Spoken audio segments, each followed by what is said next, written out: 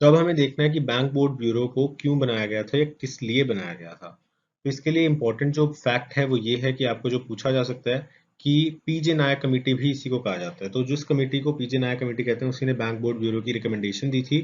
Committee का पूरा नाम था the committee to review governance of boards of bank in India और ये मई 2014 में बनाई गई थी।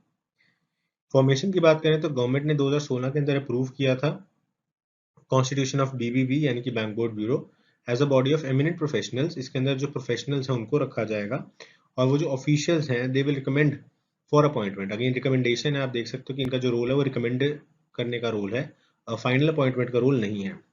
Recommend for appointment of whole time director as well as non executive chairperson of public sector bank and state owned financial institutions. तो जो भी whole time director होगा या नॉन एग्जीक्यूटिव कोई भी चेयरपर्सन होगा पीएसबी में किसी भी तरह के पब्लिक सेक्टर बैंक के अंदर या फिर किसी भी और स्टेट ओन्ड फाइनेंशियल इंस्टीट्यूशन के अंदर, उन सभी के जो बेसिकली ऊपर वाले अधिकारी हैं, उच्च स्तर पे जो बैठने वाले अधिकारी हैं, उनकी रिकमेंडेशन का काम करेगा बीबीबी बैंक बोर्ड ब्यूरो। ये अपने आप में एक ऑटोनॉमस बॉडी है लेकिन रिकमेंडरी है, यानी कि इसका जो काम है वो सिर्फ रिकमेंडेशन का है। तो ये एडवाइजरी रोल आप कह सकते हो है। अल्टीमेटली मिनिस्ट्री ऑफ फाइनेंस जो है it takes the final decision on the appointment and in consultation with the finance prime minister's office. तो जैसा कि मैंने आपको कहा कि फाइनेंस मिनिस्टर अब काम करेगी आगे, तो फाइनेंस मिनिस्टर बेसिकली अगर नॉट कर देती है तो प्रोसेस आगे बढ़ेगा और प्राइम मिनिस्टर ऑफिस की कंसल्टेशन से अपॉइंटमेंट को फाइनल किया जाएगा। लेकिन अभी तक हमने देखा कि इंश्योरेंस कंपनीज की कहीं बात नहीं हो रही, तो वो आगे हो जाती है कि इनके अदर फंक्शंस के अंदर क्या क्या आता है। तो अगर मैं अदर फंक्शंस की बात करूं तो apart from recommending personnel for PSBs यानी कि public sector bank and the bureau has also been assigned with the task of recommending personnel for appointment as directors in the government owned insurance companies. तो अब यहाँ पे आ गया आपका point कि government owned insurance companies के अंदर भी जो डायरेक्टर्स का काम है, नियुक्त का काम है, सिलेक्शन का काम है, बेसिकली रिकमेंड करने का काम है, वो भी काम बैंक बोर्ड ब्यूरो करता है। तो यहाँ पे अगेन आपकी जो स्टेटमेंट बेस्ड क्वेश्चन प्रीलिम्स में बन सकता है कि bank board bureau is also assigned the task of recommending personnel for appointment as director in the government owned insurance companies।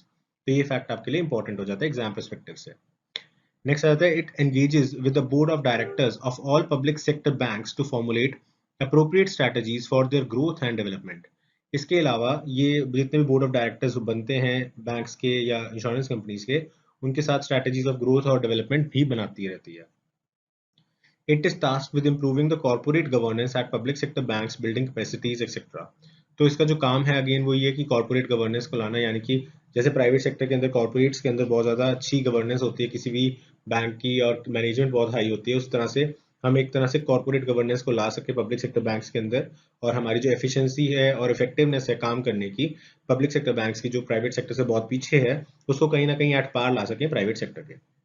और इसके अलावा एक और जो इम्पोर्टेंट फैक्ट है जो आपको अगेन प्रीलिम्स में पूछा जा सकता है as a statement based question कि क्या बैंक बोर्ड ब्यूरो एक पब्लिक अथॉरिटी है आरटीआई एक्ट के अंदर, तो इसका आंसर होगा यस। तो बैंक बोर्ड ब्यूरो जो है it is defined as a public authority under RTI, और आरटीआई के अंदर अगर आपको इन्फॉर्मेशन मांगते हो, कोई सूचना मांगते हो, अपने सूचना का अधिकार जो है उसका इस्तेमाल करते हो, तो आप बैंक बोर्ड ब्यूरो से भी सूचना मांग सकते हो। तो आरटीआई के सारे प्रोविजन जो है वो बैंक बोर्ड ब्यूरो पे अप्लाई होंगे। तो जितने भी प्रोविजन है, जैसे कि अगर आपने सूचना मांगी तो आपको इतने टाइम में सूचना मिलनी चाहिए, अगर नहीं मिलती तो आप अपील डाल सकते, वो डाल सकते हैं, कंप्लेंट डाल सकते हैं, उसके बाद आप अपील भी डाल सकते हैं।